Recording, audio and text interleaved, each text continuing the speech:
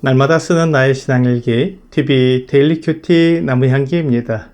오늘은 나훔 2장 8절에서 13절을 묵상하겠습니다. 니느웨는 예로부터 물이 모인 못 같더니 이제 모두 도망하니 서라 서라 하나 돌아보는 자가 없도다. 은을 노력하라 금을 노력하라 그 저축한 것이 무한하고 아름다운 기구가 풍부함이니라.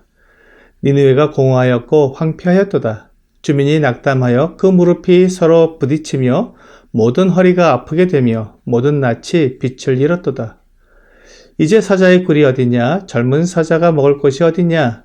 전에는 수사자, 암사자가 그 새끼 사자와 함께 거기서 다니되 그것들을 두렵게 할 자가 없었으며 수사자가 그 새끼를 위하여 먹이를 충분히 찢고 그의 암사자들을 위하여 움켜 사냥한 것으로 그 굴을 채웠고 찢은 것으로 그 구멍을 채웠었도다.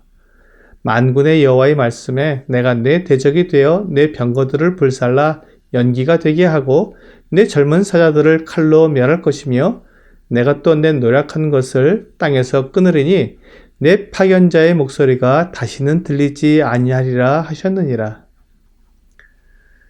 나훔 선지자가 니느웨 성에 대해 예언하는 그 내용의 가장 중심적인 내용이 오늘 본문에 나오고 있습니다. 하나님께서 나훔 선지자를 통해 니느웨 성에 말씀하시는 것은 바로 내가 내 대적이 되리라는 것입니다. 니느웨는 하나님을 두려워하지 않았습니다. 그들은 북왕국 이스라엘을 침략하여 정복함으로 하나님을 이겼다는 착각에 빠졌습니다. 그들이 하나님의 심판을 두려워했었지만 이스라엘을 정복하게 되자 하나님을 두려워하지 않게 된 것입니다. 니느웨의 교만함과 죄악됨이 크고 그들이 또한 남왕국 유다까지 넘보게 되자 하나님께서 그들의 교만함을 심판하시는 것입니다. 남왕국 유다가 힘이 없고 아수르 제국의 조공을 바치는 그런 작은 나라였지만 하나님께서 이제 유다의 편이 되시고 친히 니느웨의 대적이 되셔서 니느웨와 싸우시겠다고 말씀하시는 것입니다. 하나님의 이 경고에 니느웨는 겸손하게 물러나야 했지만 교만은 그들을 멸망으로 이끌어가게 됩니다. 하나님께서 니느웨의 견고한 성을 물로 깨뜨리시고 침략군들이 니느웨로 정복해 들어가게 되자 니느웨의 백성들은 달아나기에 급급했습니다. 니느웨는 물이 모인 못과 같은 곳이었습니다. 중동의 뜨거운 지역에서 물이 모여있는 오아시스는 매우 귀하고 풍요로운 곳이었습니다. 그러나 이제 그곳은 멸망의 곳이 되었고 죽음의 곳이 되었기 때문에 백성들이 달아나고 있었습니다. 나라의 귀족들과 지도자들이 달아나는 백성들에게 서라, 서라 하지만 그 말을 듣고 멈춰서는 사람은 없습니다. 모두가 자기 목숨을 위해 달아나는 것입니다. 이것이 하나님 앞에 교만하고 자기를 높이던 니느웨의 모습입니다. 사람이 아무리 하나님을 대적하여 자기를 높이려고 해도 하나님께서 그 얼굴을 굳게 하시면 모두가 무서워 달아나게 됩니다. 사람이 아무리 지혜가 있고 능력이 있다고 해도 하나님 앞에서는 아무도 머리를 들 수 없습니다. 이제 니느웨를 침략한 침략군들에게 그 성읍을 다 노력하라고 외칩니다. 니느웨는 오랫동안 여러 나라를 공격하여 그 전리품을 모아왔기 때문에 금과 은 그리고 온갖 보석들이 무궁무진했습니다. 은과 금은 그 양이 무한할 정도였다고 합니다. 그들이 정복한 나라에서 받아들인 조공에는 반드시 은과 금의 목록이 포함되어 있었기 때문에 니느웨에는 은과 금이 무한하게 보관되어 있었던 것입니다. 하지만 그들이 가지고 있던 은금 보화가 그들을 지켜주지 못했습니다. 그들이 의지하고 사랑했던 재물과 보물들이 그들의 패망의 날에는 아무것도 아니며 오히려 그것들 때문에 니느웨 백성들은 목숨을 잃게 되었습니다. 그러므로 그들이 모아놓은 은금 보석들을 다 버리고 도망하는 것입니다. 그렇게 부유하고 무역으로 풍성하던 니느웨가 이제는 완전히 공허한 폐허가 되었습니다. 니느웨가 이렇게 될 것을 누가 상상이나 할 수 있었겠습니까? 그러나 하나님께서 나훔 선지자를 통해 30년 전에 지금 이와 같이 예언하고 있는 것입니다. 마치 30년 후의 일을 지금 눈앞에서 일어나는 일처럼 놀랍게 말씀하고 있습니다. 텅 빈 성읍, 모두가 다 떠나고 모든 귀한 물건들이 다 약탈당하는 그 같은 니느웨의 모습은 황량하기 그지없었습니다.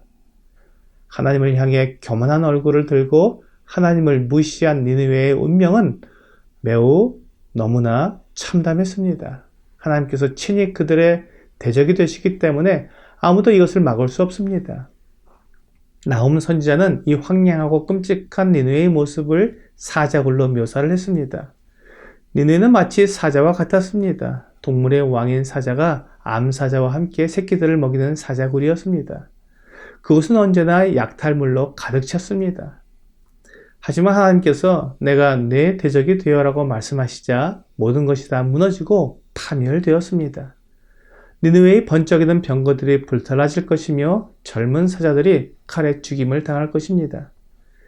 니느웨가 그동안 모아놓은 모든 탈취물들을 다 빼앗길 것입니다. 이것이 하나님을 두려워하지 않고 교만하여 자기 뜻대로 행한 자들의 결국입니다. 잠언 16장 18절은 교만은 패망의 선봉이요 거만한 마음은 넘어짐의 앞잡이니라 라고 말씀하고 있습니다. 사람들은 하나님을 오해하고 있습니다. 하나님께서 잠잠히 계시기 때문에 하나님이 없다고 하거나 사람이 하나님을 이길 수 있다고 오해하는 것입니다. 하지만 시편 50편 21절은 내가 이 일을 행하여도 내가 잠잠하였더니 내가 나를 너와 같은 줄로 생각하였도다. 그러나 내가 너를 책망하여 내 죄를 내 눈앞에 낱낱이 드러내리라 하시는도다 라고 말씀하십니다. 하나님께서 잠잠히 계신 것은 기회를 주시는 것입니다. 사람들이 회개하고 돌이킬 수 있는 기회를 주시는 것을 마치 사람처럼 아무 능력이 없어서 잠잠한 것으로 오해했다는 말씀입니다. 하지만 하나님께서 사람을 심판하실 것입니다. 사람이 행한 대로 정확히 심판하실 것입니다. 사람들이 한 말과 행동 그리고 그 마음의 생각까지도 다 심판하실 것입니다. 하나님께서 미리 사람들에게 말씀해 주셨기 때문에 그 말씀을 믿고 회개하기를 기다리시는 것입니다. 하지만 사람들이 그 기회를 잃어버리고 믿지 않고 자기 뜻대로 하나님을 대적하여 죄와 악을 행한다면 하나님께서 그들이 행한 대로 모든 것을 다 심판하실 것입니다. 니느웨가 행한 모든 것에 대해 하나님께서 분명하게 심판하실 때 그들의 결국이 완전히 파멸되어 그 이름이 남지 않게 되었습니다. 이것이 하나님의 심판의 두려움입니다. 오늘의 적용 질문을 보겠습니다.